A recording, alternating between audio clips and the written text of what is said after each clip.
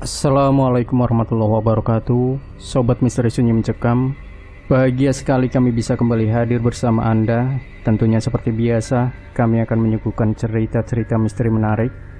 Kali ini kami masih akan melanjutkan sebuah kisah nyata misteri yang berjudul Santri Cejaden bagian ketiga.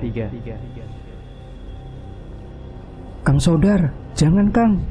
Rizal panik saat melihat seorang santri tengah memakan ayam hidup. Lokasinya persis di tempat Kang Sodar kesurupan dan melakukan hal yang serupa. Tapi ternyata Rizal salah. Seseorang yang tengah memakan ayam hidup itu bukanlah Kang Sodar. Ia berbalik dan menoleh ke arah Rizal dengan wajah penuh darah. Fadil? Santri itu adalah Fadil. Ia tidak mempedulikan Rizal dan kembali memakan ayam hidup itu dengan darah yang terus berceceran di tanah. Fadil, kamu udah gila. Rizal berteriak dan berpaling untuk segera memanggil Ustadz Sobirin. Namun tiba-tiba Rizal merasakan hal mengerikan berada tepat di belakangnya. Jangan berani-berani. Itu adalah suara Fadil. Entah mengapa ia bisa berpindah secepat itu dari posisinya. Rizal jelas tahu itu adalah sebuah ancaman. Dari sebelah mata Rizal, terlihat Fadil mendekatkan wajahnya yang penuh dengan darah sembari menengok ke arah Rizal. Jelas Rizal gemetar. Ia tidak tahu harus berbuat apa saat itu. Dalam hati ia hanya membaca doa-doa yang ia ingat dan berharap doanya itu bisa menjauhkan dari sosok Fadil yang mengerikan itu. Jal, bangun, sholat subuh. Suara Faris membangunkan Rizal yang tengah terjebak dalam mimpi buruknya. Saat itu juga Rizal terduduk dengan keringat bercucuran dari pelipisnya. Faris dan Ahmad yang melihat keanehan pada Rizal saling bertatapan dan memperhatikan keadaan Rizal. Jal, mimpi buruk? Tanya Ahmad. Rizal tidak langsung menjawab. Sebaliknya, ia malah menoleh ke arah ranjang Fadil dan tidak menemukannya di sana. Fadil kemana? Tanya Rizal bingung. Udah keluar sholat duluan lah. Masa nyuruh dia nungguin kamu juga? Balas Ahmad. Faris segera menyikut Ahmad. Dia tahu mimpi buruk Ahmad pasti ada hubungannya dengan Fadil. Ya udah, wudhu dulu biar tenang. Ntar ceritain pelan-pelan, ucap Faris. Rizal pun menyelesaikan sholat subuhnya dan menceritakan mengenai mimpinya. Tapi menurut Ahmad dan Faris, mimpi Rizal itu adalah perwujudan rasa takut Rizal atas kejadian yang menimpa Kang Sodar. Mungkin karena kemarin kita lihat Fadil dirundung lagi, jadi nggak sadar kamu mimpiin kejadian Kang Sodar. Jelas Faris. Ya bisa saja. Tapi yang pasti firasatku tentang Fadil benar-benar gak enak. Jelas Rizal. Hari itu Rizal benar-benar memperhatikan Fadil seharian. Tapi kali ini memang tidak ada yang mencurigakan dari gerak-gerik Fadil. Barulah menjelang maghrib, Fadil terlihat berniat melakukan sesuatu. Ia mengecek tembok bolong yang tertutup semak yang sering digunakan untuk keluar pondok. Tapi rupanya, setelah kejadian Hanifah, lubang itu sudah ditutup oleh pihak pesantren. Tak kehilangan akal, ia pun mendekat ke pos Kang Aang. Saat itu pagar pesantren masih dibuka. Kang Aang berjaga di sana memastikan tidak ada yang keluar masuk tanpa pantauannya. Fadil berjalan ke arah Kang Aang. Ia memperhatikannya dari belakang. Saat itulah ia merasakan ada yang aneh pada Fadil. Rizal melihat Fadil seolah membacakan sesuatu yang panjang sembari menatap Kang Aang. Entah kebetulan atau memang karena bacaan Fadil, saat itu tiba-tiba Kang Aang terlihat mengantuk dan tertidur di teras tanpa menutup pagar. Ngapain lagi sih, Jal? Faris yang heran menepuk pundak Rizal. Tuh, si Fadil kayak lagi bacain sesuatu ke Kang Aang. Tiba-tiba Kang Aang ngantuk dan tidur. Jelas Rizal. Ahmad ikut memperhatikan Fadil yang ternyata berjalan dengan santai menuju keluar pondok. Dia beneran keluar, ucap Ahmad. Mereka bertiga berjalan mendekat ke arah pagar.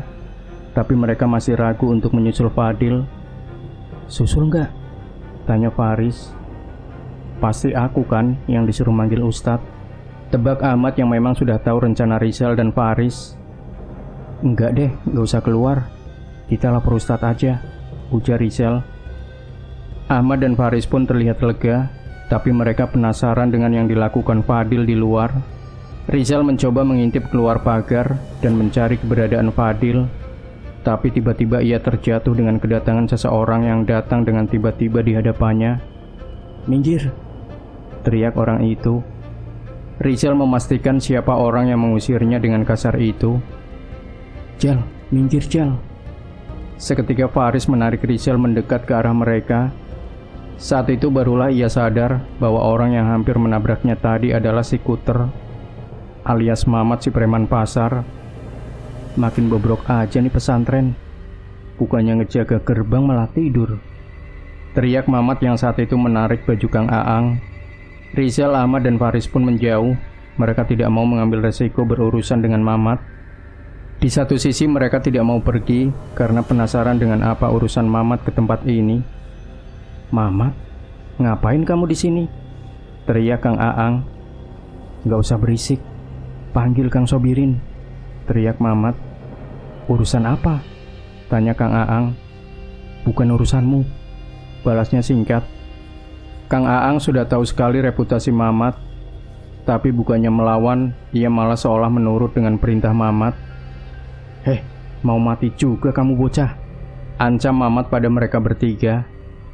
Merasa keadaannya sudah tidak aman, mereka pun segera pergi dari tempat itu. Dari jauh mereka melihat Ustadz Sobirin segera berjalan menemui Mamat. "Itu preman ngapain sampai ke sini ya?" Ahmad menyampaikan rasa penasarannya. "Kalau sampai minta jatah keamanan ke pondok sih, Kang Mamat udah keterlaluan," balas Faris. "Sudah, bukan urusan kita. Aku lebih penasaran soal Fadil," balas Rizal. Merasa tidak bisa mencari tahu lebih jauh, mereka pun segera kembali ke pondok untuk menunaikan sholat asar dan melanjutkan pengajian dengan Ustadz Yahya. Tapi aneh, entah mengapa Fadil sudah berada di pendopo lebih dulu bersama santri lainnya untuk pengajian. "Itu Fadil, Ja," ucap Faris bingung. Mereka bertiga tidak berkata apa-apa lagi saat itu. Rizal mengacak-acak rambutnya, tidak mengerti dengan apa yang terjadi. Ia melihat dengan mata kepalanya sendiri Fadil meninggalkan gerbang. "Udah Jal, gak usah ngikutin Fadil lagi. Kayaknya berdampak gak baik buat kita," kata Ahmad sembari menepuk bahu Rizal. Rizal pun menghela nafas sambil berharap semua yang ia lihat bukan merupakan pertanda untuk hal buruk. Setelah kejadian itu, Rizal dan teman-temannya berusaha tidak peduli dengan Fadil. Terkadang mereka memang melihat tingkah mencurigakan Fadil, namun lebih memilih untuk mengacuhkan saja. "Itu Kang Mamat, kenapa jadi sering datang ke pondok ya?" Faris memperhatikan sosok Mamat yang beberapa hari ini sering datang ke pondok. "Iya, langsung ketemu Ustadz Sobirin juga. Masa minta jatah preman terus?" gumam Ahmad. "Sekali-kali jangan mikir jelek terus. Siapa tahu Kang Mamat mau taubat," ceplos Rizal. Mereka pun memperhatikan perbincangan Ustadz Sobirin dan Kang Mamat yang tidak dilakukan di dalam ruangan. Entah mengapa, sejak datang mereka hanya berbicara sembari berdiri. Terlihat beberapa kali Kang Mamat menunjukkan emosinya dengan memukul tembok atau sedikit membentak. Tapi Ustadz Sobirin tetap menanggapinya dengan tenang.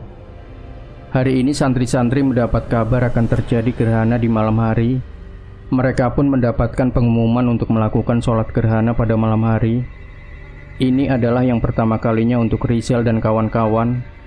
Tapi entah mengapa Rizal merasa malam ini ada yang lebih dari itu. Ia merasa cemas selama seharian tanpa alasan yang jelas. Malam itu, sholat gerhana dilakukan berjamaah. Namun ada yang aneh dari Fadil. Wajahnya terlihat cemas dan bercucuran keringat. Matanya tidak tenang sembari sesekali melirik ke sekitarnya. "Dil, kamu sakit?" Rizal mencoba mencari tahu tentang keadaan Fadil saat itu. "Iya, gak enak badan. Habis ini mau langsung tidur," balasnya singkat. Sesuai ucapannya malam itu, Fadil segera memasuki kamar dan tidur cepat dibanding yang lainnya. Rizal mencoba mempercayai ucapannya dan ingin menutup malam itu dengan tidur yang nyenyak. Hujan deras mengguyur seluruh pondok dan desa sekitarnya saat itu.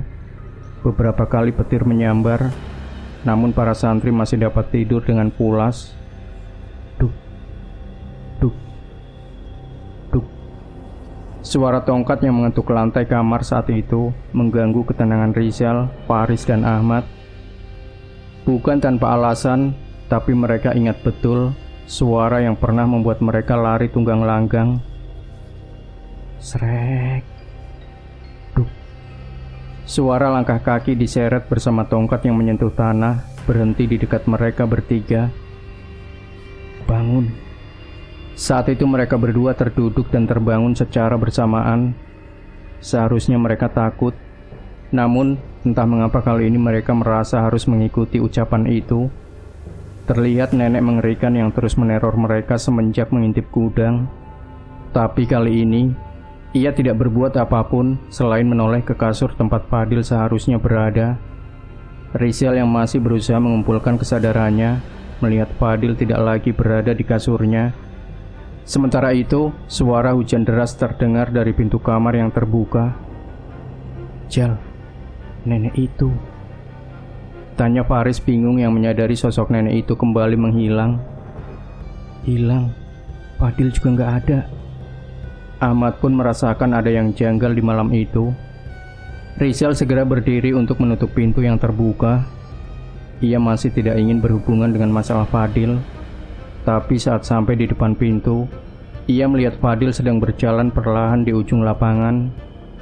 Kang Aang tengah tertidur, sementara pintu pagar sudah terbuka. Fadil, gumam Rizal. Mendengar perkataan itu, Ahmad dan Faris segera menghampiri Rizal dan melihat apa yang mereka saksikan. Kita bilang ke Ustadz, kata Faris. Malam-malam begini, tanya Ahmad. Rizal berpikir sebentar.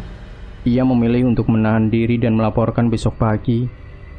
Tapi saat mereka berpaling kembali untuk tidur, tiba-tiba sosok nenek yang membangunkan mereka tengah berdiri di tengah-tengah kamar.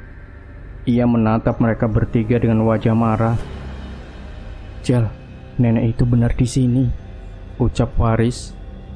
Mereka bertiga pun ketakutan dan tidak berani untuk kembali. Gimana nih Jal? Tanya Ahmad bingung. Saat itu Rizal seolah merasakan maksud dari nenek itu. Ia pun segera menarik kedua temannya itu dan segera pergi ke kediaman Ustadz Sobirin. Jal, kita mau ngapain? Tanya Faris. Ke tempat Ustadz. Mau laporin keberadaan nenek itu. Kalau tiba-tiba sosok itu hilang lagi, gimana? Ahmad khawatir. Enggak. Justru kayaknya nenek itu mencoba ngasih tahu kita sesuatu. Ucap Rizal mencoba memberitahukan apa yang ada di pikirannya. Sampai di kediaman Ustadz Sobirin, mereka pun mengetuk pintunya dengan cukup lama. Suara hujan menyamarkan suara mereka, tapi mereka tidak menyerah. Mereka pun mengumpulkan tenaga untuk berteriak memanggil Ustadz Sobirin. Assalamualaikum, teriak mereka. Setelah cukup lama, akhirnya terdengar suara langkah kaki seseorang membukakan pintu. Waalaikumsalam. Kalian ngapain malam-malam kesini? Tanya Ustadz Sobirin. Mereka bertiga pun saling bertatapan. Fadil Ustadz, dia pergi dari kamar dan keluar pondok, ucap Faris. Ustadz Sobirin menatap wajah mereka bertiga dan memang melihat keseriusan di mata mereka. Ya sudah, kalian kembali ke kamar. Biar saya yang memastikan saat ia kembali, balas Ustadz Sobirin. Mendengar ucapan itu, Rizal pun memberanikan diri untuk berbicara. Gak bisa Ustadz, kami merasa ada yang tidak beres, ucap Rizal. Ia pun menceritakan tentang keberadaan sosok nenek yang membangunkan mereka. Rizal juga menceritakan bahwa ia menyadari sepertinya sosok nenek itu mencoba memberi petunjuk tentang Fadil. Astagfirullahaladzim. Ustadz Sobirin membaca istighfar mendengar cerita mereka bertiga. Nenek itu adalah sosok jin. Tidak seharusnya kalian mengikuti mau sosok itu, jelas Ustadz Sobirin. Begitu juga dengan yang merasuki Fadil kan Ustadz? Rizal mencoba memberanikan diri. Maksud kamu? Tanya Ustadz Sobirin. Rizal menceritakan tentang apa yang ia lihat sebelumnya mengenai Fadil yang seolah memantrai Kang Aang. Juga tindak tanduk Fadil yang mencurigakan, bahkan sejak kejadian di hutan jati. Walau dengan semua cerita itu, Ustadz Sobirin masih ragu dan enggan untuk bertindak. Tapi Rizal masih sangat merasa terganggu dengan kepergian Fadil kali ini. Saya tahu memang ada yang aneh dengan Fadil, tapi bukan berarti... Belum selesai Ustadz Sobirin berbicara, Rizal sudah tidak mampu lagi menahan sabarnya. Ia pun pergi meninggalkan Ustadz Sobirin dan meninggalkan pondok menuju ke arah Fadil berlari. "Rizal, jangan nekat!" teriak Ahmad. Rizal tidak mempedulikan. Sepertinya kali ini Rizal tidak dapat menahan firasat yang ia rasakan. Ia menerobos hujan bermodalkan senter kecil yang ia punya. Ia tidak dapat melihat jarak jauh dengan gelap dan derasnya hujan, tapi jejak langkah Fadil masih terlihat. Rizal sadar jejak kaki itu mengarah ke hutan jati. "Rizal, sudah, kita kembali dulu!" teriak Faris. Rizal tidak peduli. Malam ini ia harus bisa membunuh perasaan yang selama ini menghantui dirinya. Ustadz Sobirin, Faris, dan Ahmad mengikuti cahaya dari kejauhan yang berasal dari senter Rizal. Gelapnya hutan jati, dinginnya air hujan, benar-benar membuat Ustadz Sobirin tidak habis pikir dengan apa yang sedang dilakukan oleh santri-santrinya itu. Cahaya senter Rizal terhenti beberapa puluh meter setelah melewati makam tempat Hanifah ditemukan. Rizal terlihat terengah-engah. Ia berdiri dengan wajah terpaku dengan memandangi sesuatu. "Jal, sudah Jal," ucap Faris menepuk bahu Rizal. Tapi niat menghentikan Rizal terhenti ketika secara perlahan Rizal mengarahkan senternya ke sosok yang tak jauh berada di hadapannya. Suara dan gerak-gerik aneh terdengar dari arah Rizal mengarahkan senternya. Itu... Astagfirullahaladzim. Ustadz Sobirin tidak percaya dengan apa yang ia lihat. Ada seseorang di hadapannya tengah tersungkur di tanah dan memakan sesuatu yang sebelumnya terkubur di hadapannya.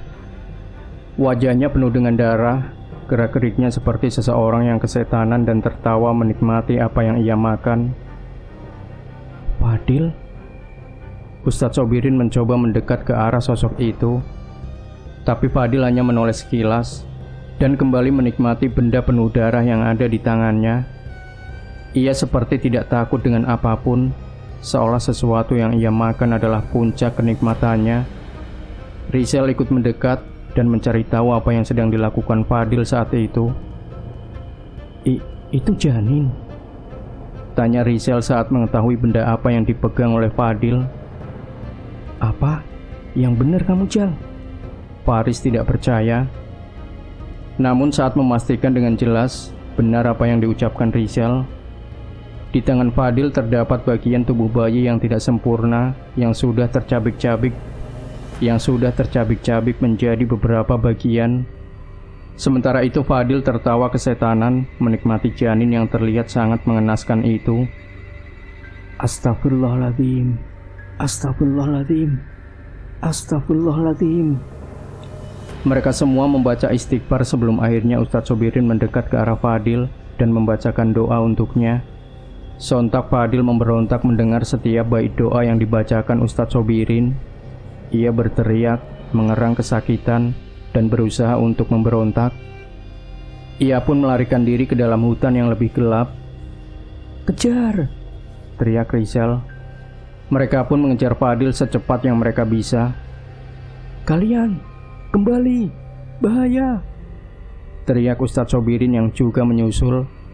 Rizal tidak ingin kehilangan jejak Fadil. "Ahmad, tunggu dari arah timur. Faris, kamu muter. Aku coba arahin ke arahmu," perintah Rizal. Mengerti dengan yang dimaksud Rizal, mereka pun berpencar teratur. Rizal terus mengejar Fadil yang terus berlari tanpa arah. Fadil mencoba menghindari Rizal, tapi itu malah membawanya ke arah Faris yang berhasil menggapai tubuhnya. "Krrrr, lepaskan, lepaskan!" berontak Fadil. Tenaga mereka berdua tidak cukup untuk menahan Fadil. Ia masih bisa berlari, walau berkali-kali terjatuh oleh tangkapan Faris dan Rizal. Tapi di depan, Ahmad sudah menunggu. Ia memeluk Fadil dan menjatuhkannya di tanah. Mereka menguncinya dan segera memanggil Ustadz. Ustadz, di sini. Fadil memberontak, ia berkali-kali mengamuk. Aku tidak ada urusan dengan kalian. Aku bisa membunuh kalian, teriak Fadil. Wajahnya benar-benar marah. Darah dari janin yang ia makan membuat wajah Fadil tidak lagi seperti sosok manusia. Rizal mencoba membacakan ayat kursi sebisanya untuk menahan Fadil. Entah itu berguna atau tidak, tapi saat itu mereka berhasil menahan Fadil untuk tidak melepaskan dirinya. Ustadz Sobirin datang dan segera mengikatkan tangannya ke tangan Fadil dengan tasbih yang ia bawa. Tahan dia, perintah Ustadz Sobirin. Baik Ustadz, tapi kayaknya nggak bisa lama-lama. Tenaganya nggak kayak orang normal, ucap Faris. Tahan semampu kalian. Ustadz Sobirin pun membacakan kembali doa-doa untuk meruqyah Fadil saat itu juga. Fadil terus memberontak, bahkan mereka mulai merasakan sosok-sosok tak kasat mata mencoba mendekati ke arah mereka. Tapi Ustadz Sobirin tidak main-main. Ia mengusir mereka semua sembari terus meruqyah Fadil.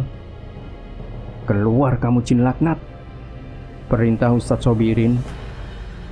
Sosok di tubuh Fadil kesakitan. Seharusnya ia keluar setelah Ustadz Sobirin menyelesaikan doanya. Tapi anehnya, tiba-tiba Ustadz Sobirin berhenti. Ustadz, kenapa? Kenapa berhenti? Tanya Rizal bingung.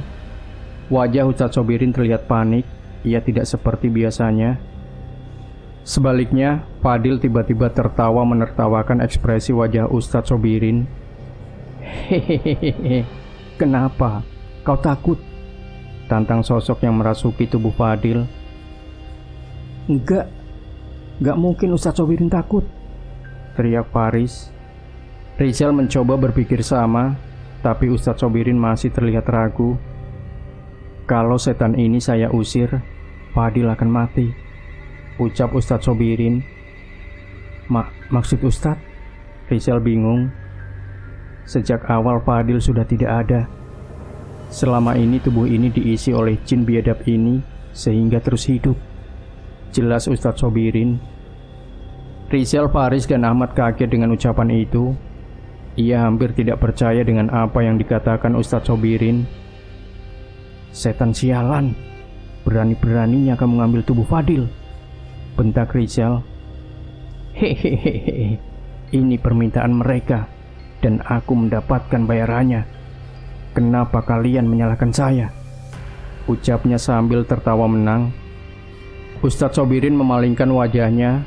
Ia tidak menyangka ada orang yang mengikat perjanjian dengan jin agar Fadil bisa terus hidup. Jelas saja, Ustadz Sobirin tidak mungkin mau mengambil resiko dituduh membunuh seorang santri. Walaupun kenyataannya, Fadil sudah mati dan tubuhnya diisi sosok lain. Kalian sudah membuat tuanku marah. Tuanku tidak akan diam, ucap Fadil sembari terus tertawa menang. Entah apa yang terjadi, tiba-tiba Fadil kehilangan kesadarannya. Ia terkulai begitu saja di sana tanpa ada perlawanan. Tok tok tok tok tok tok tok tok tok tok tok. Samar-samar terdengar suara kentongan dari arah pondok. Suara kentongan itu terdengar dengan nada yang menunjukkan bahaya. Ustadz, suaranya dari pondok, ucap Ahmad. Ustadz mencoba mengangkat Fadil, namun Rizal melarang. Fadil biar kami yang membawa kembali. Ustadz pergi duluan. Ustadz lebih dibutuhkan di sana, ucap Rizal. Ustadz Sobirin mengerti, namun sebelum ia pergi, ia memeriksa keadaan Fadil. Ia pun meninggalkan tasbihnya di tangan Fadil sebelum akhirnya meninggalkan Rizal dan yang lain. Ustadz Sobirin berlari sekuat tenaga menyusuri gelapnya malam di hutan jati itu. Rasa cemas terus menderu bersama dinginnya hujan yang menusuk tubuhnya. Seluruh cahaya lampu di semua ruangan pondok menyala dengan suara kericuhan yang terdengar, bahkan dari luar kompleks pesantren. Saat melewati gerbang, Ustadz Sobirin dikagetkan dengan santri-santri yang berkelimpangan menyebar di sudut-sudut pesantren. Kang Aang, mereka kenapa? Ustadz Sobirin menarik Kang Aang yang juga tengah memeriksa keadaan santri yang terbaring di dekatnya. Kesurupan Ustadz, gak tahu kenapa mereka tiba-tiba begini, jelas Kang Aang panik. Dengan segera Ustadz Sobirin segera menyusul Ustadz Yahya yang tengah meruqyah salah satu santri. Ia membantunya hingga santri itu tersadar dan meminta Ustadz Yahya menjelaskan kondisinya. Tiba-tiba saja banyak santri yang keluar dari kamarnya dan berteriak-teriak seperti kesetanan. Mereka semua berperilaku aneh. Jelas Ustadz Yahya. Astagfirullahaladzim, apa mungkin ini ulah dia? Gumam Ustadz Sobirin. Dia siapa Ustadz? Tanya Ustadz Yahya. Nanti saya jelaskan. Sekarang kita minta tolong santri yang masih sadar dan kumpulkan mereka di 2 ruangan biar Ridho bantu Ustadz Yahya. Perintah Ustadz Sobirin. Baik Ustadz. Seusai perintah Ustadz Sobirin, semua santri yang masih tersadar pun bersusah payah mengumpulkan santri-santri itu ke dalam 2 ruangan. Sementara itu, Ustadz Sobirin menenangkan pikirannya dan membacakan doa-doa ke beberapa botol yang telah diisi dengan air. Ustadz Yahya dan yang lain bersusah payah menahan santri-santri yang kesurupan itu. Setidaknya mereka memastikan tidak ada satupun santri yang hilang. Rizal, Ahmad, Faris, dan Fadil kemana? Teriak Ustadz Yahya mempertanyakan keberadaan mereka. Kang Aang mencoba mencari, namun tidak menemukan mereka. Mereka sedang dalam perjalanan kembali ke sini. Tidak usah khawatir, jawab Ustadz Sobirin yang telah selesai melakukan ritualnya. Ia memberikan botol-botol air itu pada Ridho dan Kang Aang. Percikan air doa ini sambil membaca istighfar pada mereka yang mengamuk. Saya dan Ustadz Yahya akan meruqyah mereka satu persatu. Perintah Ustadz Sobirin. Kang Aang dan Ridho pun mengerti. Mereka bersama beberapa santri menahan mereka yang mengamuk dengan membaca doa dan menggunakan air pemberian Ustadz Sobirin. Benar saja, santri-santri yang kesurupan itu seketika gentar. Mereka seolah ketakutan dengan air doa yang diberikan Ustadz Sobirin. Sayangnya, setan-setan itu tidak berniat memudahkan usaha mereka. Harus ada nyawa yang dibayarkan malam ini. Suara paro itu terdengar dari sudut ruangan yang masih gelap. Seorang santri berdiri di sana dengan terus menatap Ustadz Sobirin. Astagfirullahaladzim. Bismillahirrahmanirrahim. Kang Aang segera memercikan air itu ke sosok yang berada di sana. Santri itu adalah Sodar. Berbeda dengan santri lain yang sedang kesurupan, wujud wajah Sodar sudah semakin jauh dari wajah seorang manusia. Matanya menghitam sepenuhnya dengan kulitnya yang putih pucat. Urat-urat di wajahnya menonjol dan menghitam sama seperti lidah dan isi mulutnya. Sodar, istighfar, teriak Kang Aang. Air doa Ustadz Sobirin benar-benar tidak berarti terhadap Sodar. Kang Aang mencoba membacakan ayat kursi padanya, namun ia hanya tersenyum menertawakan Kang Aang. Sodar pun menjambak rambut Kang Aang, menariknya mendekat dan menggigit lehernya hingga berdarah. Kang Aang berusaha melepaskan diri, namun gagal. Ustadz, tolong, teriak Kang Aang. Ustadz Sobirin yang menyadari hal itu pun meninggalkan ruqyahnya dan menghampiri Sodar. Allahu la ilaha illa huwal hayyul qayyum, la ta'khudhuhu sinatun wa la naum. Ustadz Sobirin membacakan ayat kursi dengan lantang. Sosok-sosok yang merasuki santri-santri di ruangan itu pun gelisah dan kesakitan mendengarkan ayat-ayat itu. Tapi tidak dengan Sodar. Cih, doa-doamu tidak lagi mempan terhadapku. Ledek Sodar yang melanjutkan tindakan gilanya dengan merobek leher Kang Aang dengan giginya. Tolong Ustadz. Ustadz Sobirin tidak gentar. Ia pun mendekat ke arah Sodar dan berusaha melepaskan tangannya dari Kang Aang.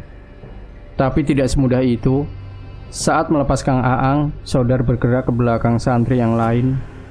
Ia kembali menjadikan santri itu sandra untuk dihabisi. Titah sudah diterima. Harus ada satu nyawa yang mati sebagai peringatan untuk kalian, ucap sosok yang merasuki Sodar. Sebuah pisau kecil dikeluarkan dari kantong celana Sodar. Sebuah benda yang seharusnya terlarang untuk berada di lingkungan pesantren. Ia mengeluarkan pisau itu dan bersiap menusukkannya pada santri yang ia sandra. Sodar, jangan Sodar, Kang Aang berusaha menahannya, namun tenaga Sodar lebih besar. Ia berhasil mengayunkan pisau itu, namun dengan sigap, Ustadz Sobirin menahan tangannya melukai santri itu. Berkali-kali Sodar mencoba menusukkan pisau itu pada Ustadz Sobirin, namun selalu gagal. Kang Aang pun takjub dengan gerakan-gerakan Ustadz Sobirin yang selama ini tidak pernah ia lihat. Walaupun membela diri, tapi stamina Ustadz Sobirin ada batasnya. Doa-doanya gagal mengusir sosok yang merasuki Sodar, hingga beberapa serangan pisau Sodar melukai bahunya. "Makhluk seperti kalian tidak punya hak di alam ini," teriak Ustadz Sobirin. Ia berusaha menendang Sodar menjauh dan menahan kepalanya. Sekali lagi ia membacakan sebuah doa untuk mengusir sosok dalam tubuh Sodar.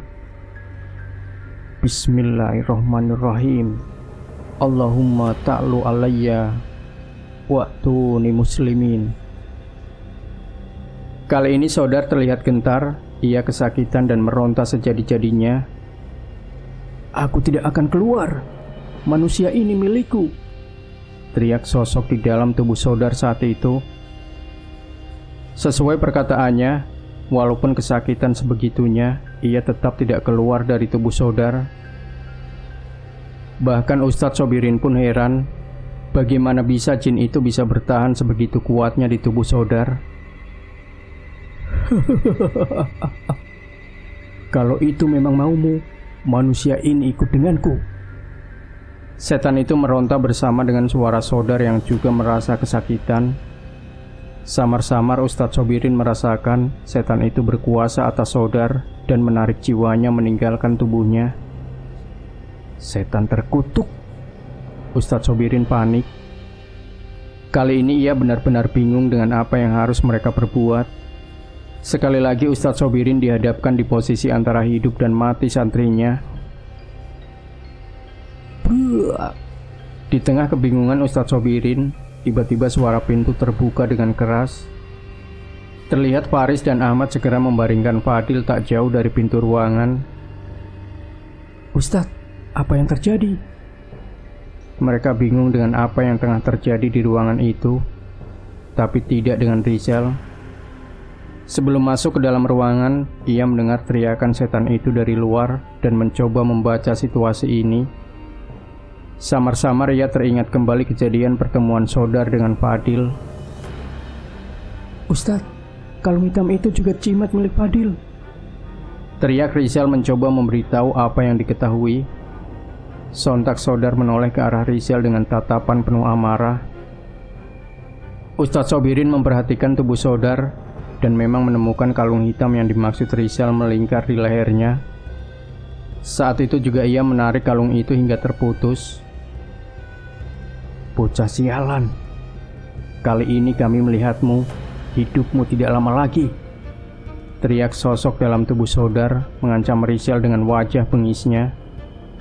Rizal gentar melihat sosok bermata hitam yang mengarahkan tangannya kepada Rizal. Ia mundur ketakutan menelan ludahnya, tapi itu hanya sebentar. "Hidup dan matiku di tangan Allah. Setan sepertimu tidak punya hak sedikit pun terhadap nyawa kami," teriak Rizal sembari mulai membacakan ayat kursi, satu-satunya doa untuk menghadapi perkara seperti ini yang ia hafal. Ustadz Sobirin tersenyum menatap Rizal. Ia pun menemani doa Rizal untuk memaksa setan itu keluar dari tubuh Sodar. "Yang lebih besar akan datang. Sudah ada pengikut kami di antara kalian. Jangan sombong makhluk hina," teriak sosok itu sebelum akhirnya meninggalkan tubuh Sodar yang terkulai lemah. Ustadz Sobirin segera mengecek denyut nadi Sodar. Dia bernapas lega saat mengetahui Sodar masih hidup. Hanya saja ia tahu kerasukan makhluk semengerikan itu pasti benar-benar menguras tenaganya. Tepat setelah setan itu meninggalkan Sodar, seluruh santri yang kesurupan tersadar. Setan, jin, roh yang merasuki mereka keluar begitu saja, mengikuti makhluk yang sepertinya memimpin mereka untuk membuat perkara ini. "Ujang!" teriak Ustadz Sobirin. Ujang yang satu angkatan dengan Sodar itu pun datang menghampiri Ustadz Sobirin. "Iya Ustadz," tanya Ujang. Tolong bantu bawa Sodar ke ruang UKS. Kamu bantu cari di barang-barangnya apakah ada benda seperti jimat dan sejenisnya lagi. Perintah Ustadz Sobirin. Jimat? Ujang bingung. Ustadz Sobirin pun menunjukkan kalung hitam yang dikenakan Sodar. Ada aksara-aksara aneh di lipatan hitam di bandulnya yang sepertinya bukan merupakan hal yang baik. Saya mengerti Ustadz, akan saya periksa, jawab Ujang. Pastikan ke santri-santri yang lain juga, tambah Ustadz Sobirin. Ujang meminta bantuan beberapa temannya untuk menggotong Sodar. Sementara itu Ustadz Yahya yang telah selesai dengan para santri yang kesurupan menyusul Ustadz Sobirin. Gimana di sana Ustadz Yahya? Tanya Ustadz Sobirin. Semua mendadak tersadar. Sepertinya sudah selesai, jelas Ustadz Yahya. Kita amankan dulu semua santri. Setelah itu kita berkumpul di musola untuk membahas semua masalah ini. Perintah Ustadz Sobirin. Satu persatu santri meninggalkan tempat itu dan kembali ke kamarnya. Kang Aang yang melihat Rizal dan yang lain basah kuyup dan penuh dengan kotoran mengambilkan teh panas untuk mereka semua. Sebenarnya ada apa sih, Jal? Si Fadil kenapa? Bisik Kang Aang. Rizal mengatur nafasnya sembari menyandarkan punggungnya ke salah satu tembok. Kang Aang mendekat ke arah Rizal. Nanti kami ceritakan semua ya. Di sini Kang Aang juga korban, ucap Rizal. Saya korban? Kok bisa? Tanya Kang Aang bingung. Iya, kalau Kang Aang gak ketiduran, ini gak akan terjadi, tambah Faris. Kang Aang menggaruk kepalanya merasa bersalah.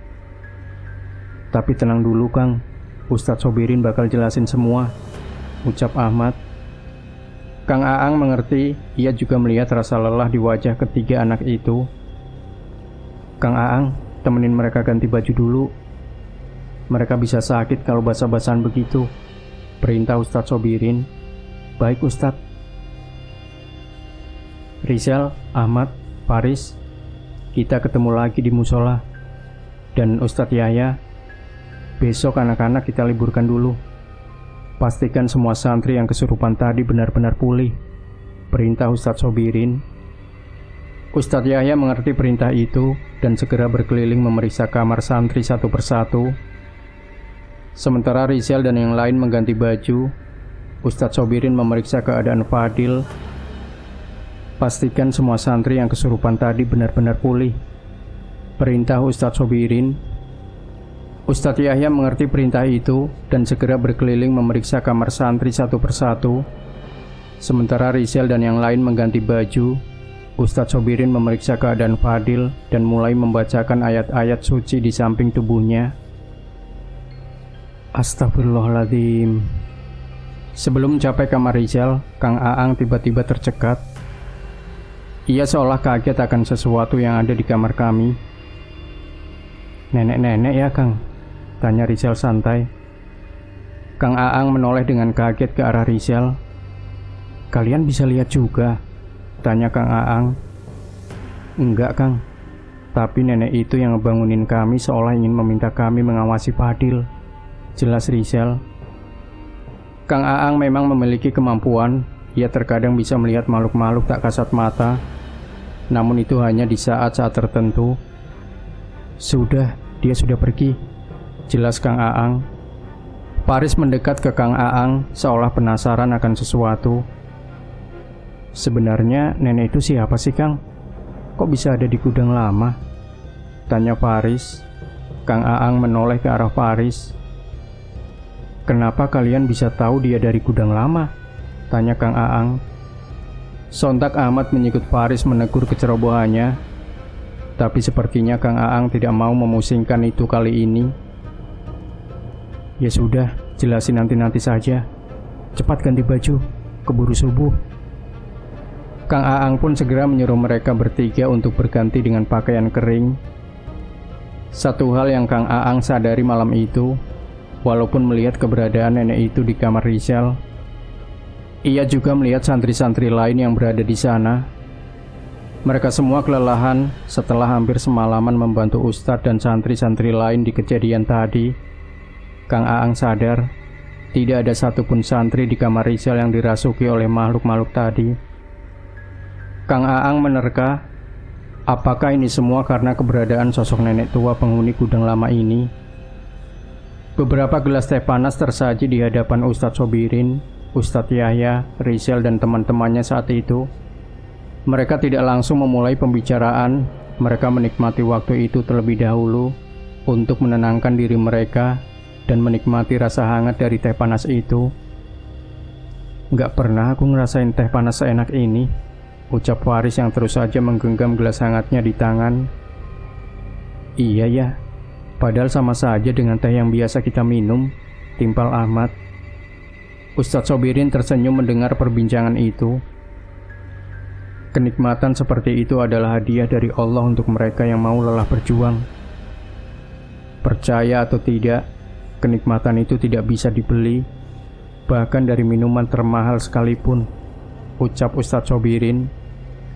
Setuju Ustadz, sama kayak es teh yang kita minum habis ngangkut beras dari lumbung Pak Hari kan, ucap Rizal.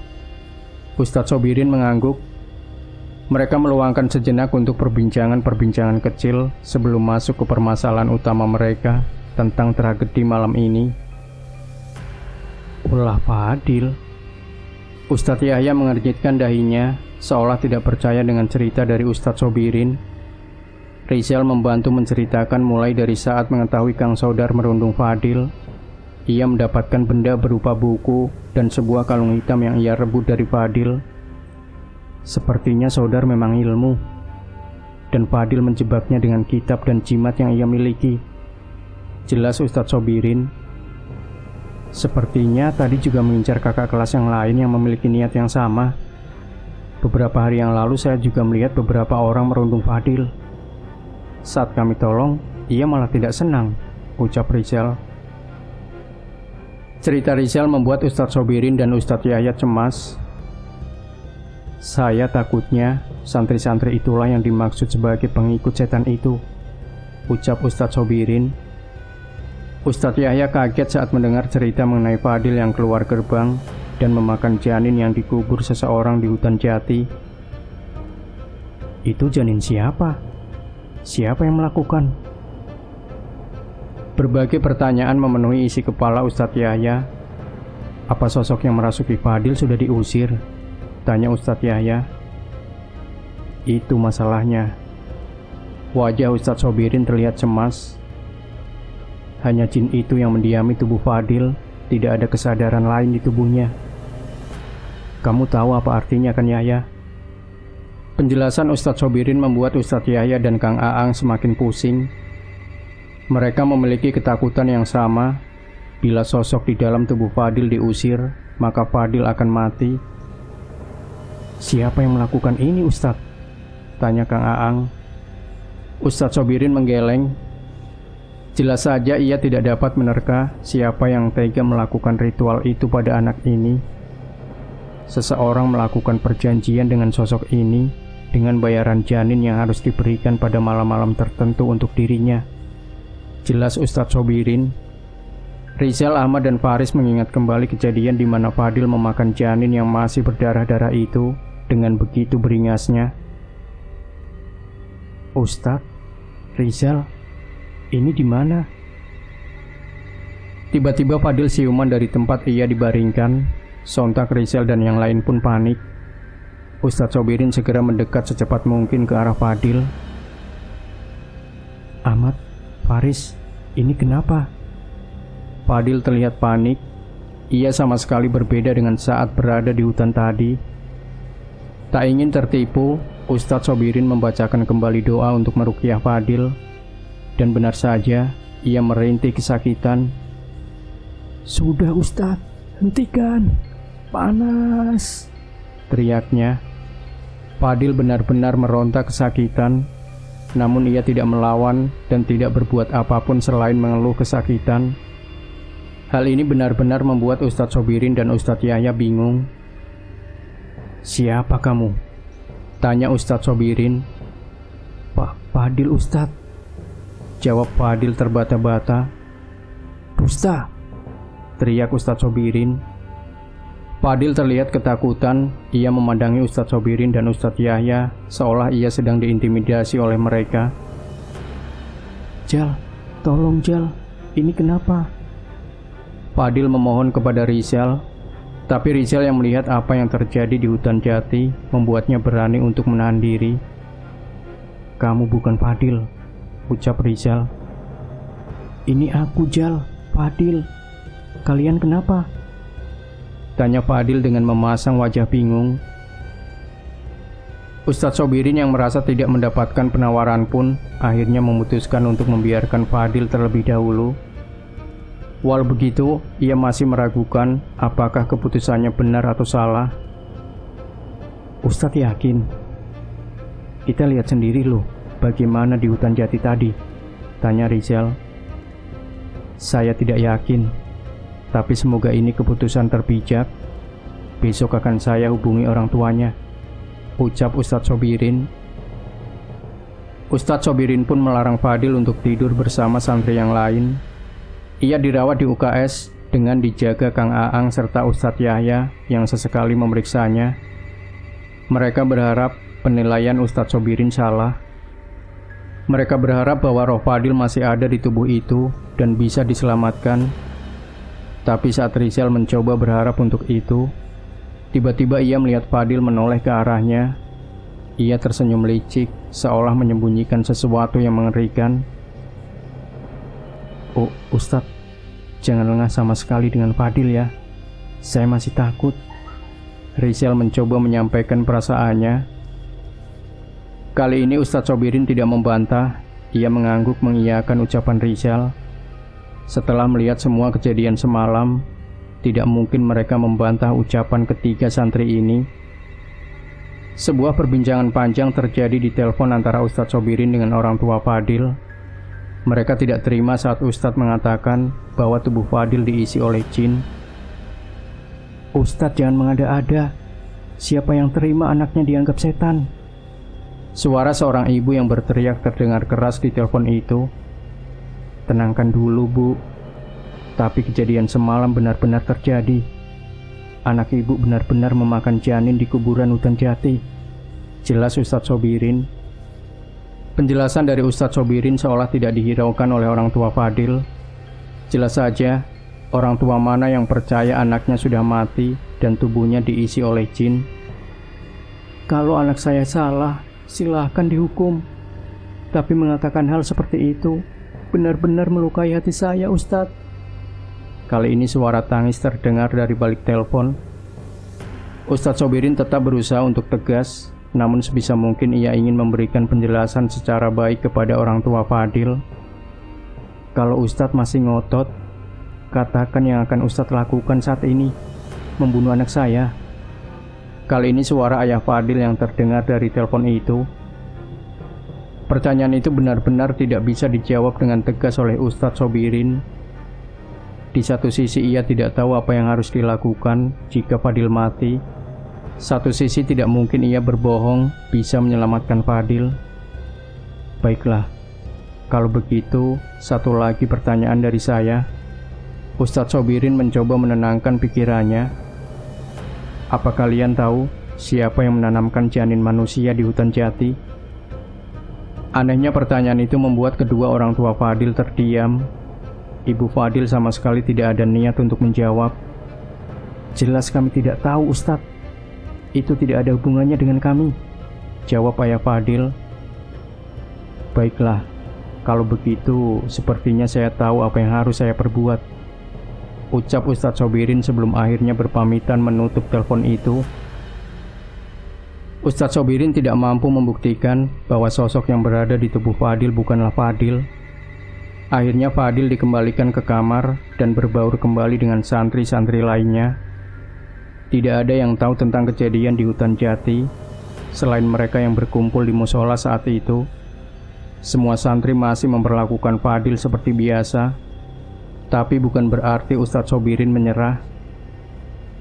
Ia mencoba menghitung tanggal dan weton mengenai waktu di mana Fadil memakan janin sebelumnya.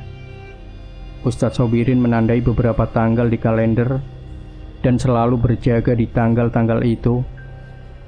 Kang Aang juga diminta untuk terjaga di setiap tanggal yang diberitahu oleh Ustadz Sobirin. Beberapa bulan berlalu dan tidak terdapat keanehan lagi mengenai Fadil, tapi Ustadz Sobirin tidak mau lengah. Ia terus berjaga di tanggal-tanggal yang ia tandai. Sampai di satu malam, saat Ustadz Sobirin sedang berjaga, ia menemukan Rizal di depan kantornya, mencoba memberitahukan sesuatu. "Assalamualaikum Ustadz," panggil Rizal. "Waalaikumsalam Rizal. Ada kejadian lagi?" tanya Ustadz Sobirin. Rizal mengangguk, kali ini tidak sepanik sebelum-sebelumnya. "Nenek itu muncul lagi," tebak Ustadz Sobirin. "Kok Ustadz tahu?" Ustadz Sobirin mengelus kepala Rizal. "Berarti benar malam ini," gumam Ustadz Sobirin. "Maksud Ustadz?" "Kembali ke kamar ya. Jaga teman-temanmu. Kalau terjadi apa-apa, ajak mereka semua mengaji," perintah Ustadz Sobirin. Rizal masih penasaran dengan maksud Ustadz Sobirin, tapi ia mengerti pasti ada alasan mengapa Ustadz tidak mau menceritakan itu kepadanya. Malam itu terasa begitu sepi. Kang Aang berjaga dengan penuh konsentrasi seperti perintah Ustadz Sobirin. Terlihat beberapa gelas kopi yang sudah habis berjejer di mejanya untuk menahan kantuk. Ada seorang santri yang memperhatikan Kang Aang dari jauh. Ia memastikan gerbang sudah terkunci. Itu adalah Fadil. Kali ini ada 2 kunci gerbang yang mengikat. 1 kunci lagi sengaja dipegang oleh Ustadz Sobirin.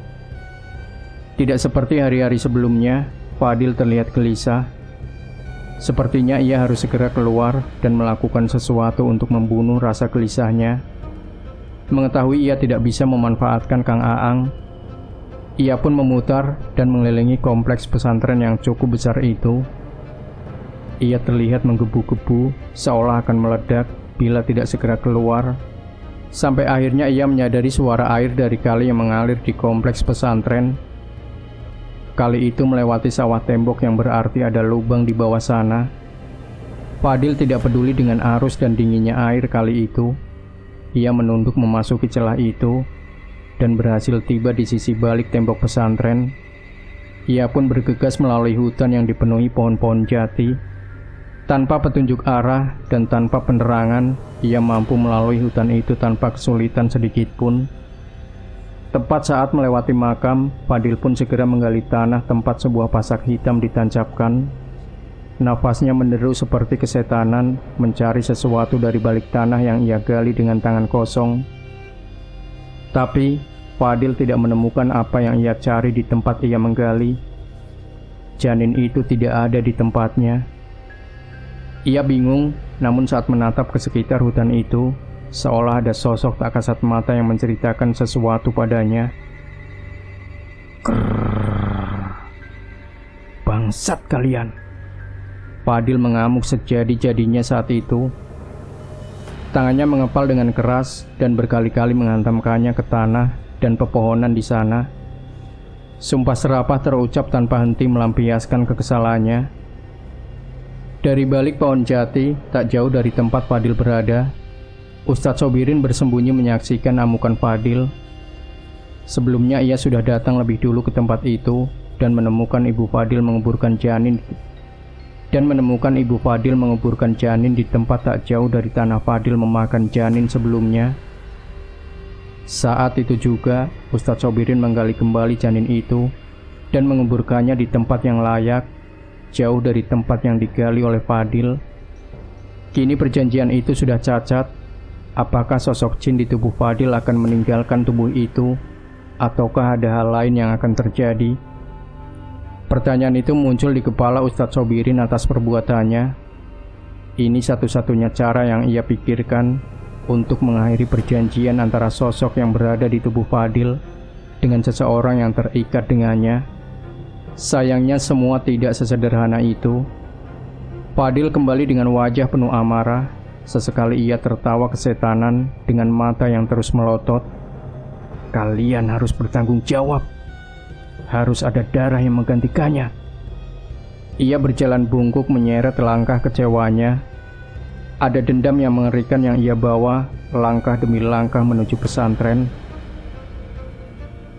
Nah, Sobat Misteri Senyum Cekam, kisah ini masih ada satu part lagi, bagian terakhir atau bagian keempat. Pastikan Anda tidak melewatkannya. Jangan lupa berikan komentar Anda, like, share video ini, subscribe channel Senyum Cekam, dan nantikan kembali cerita-cerita misteri terbaru dari kami. Wassalamualaikum warahmatullahi wabarakatuh.